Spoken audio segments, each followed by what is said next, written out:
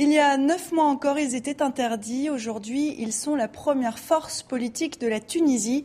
Les islamistes du parti Ennahda ont donc remporté les premières élections libres de l'histoire du pays.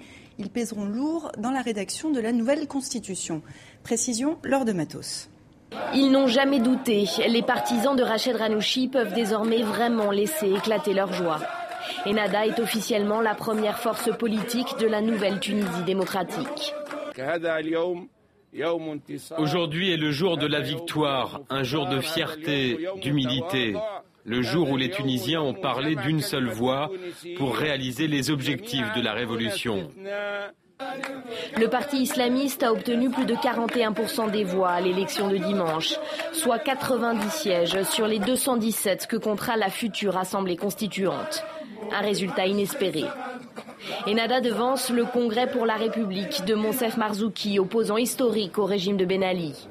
Avec près de 14% des suffrages, cette formation de gauche nationaliste décroche 30 sièges.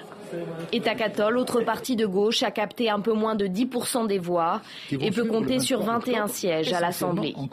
Depuis plusieurs jours, dans la foulée du vote, ces trois partis ont entamé des tractations pour la formation d'un gouvernement d'union nationale souhaité par Ennahda. La surprise de cette élection est finalement venue de la liste La Pétition populaire.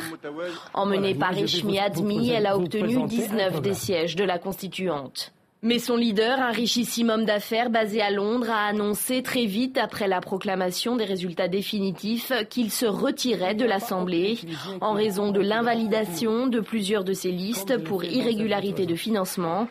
L'annonce de cette mesure a aussi provoqué une vague de violence à Sidi Bouzid, ville du centre de la Tunisie d'où avait commencé la révolution en décembre 2010 et où Echmi Admi est arrivé en tête.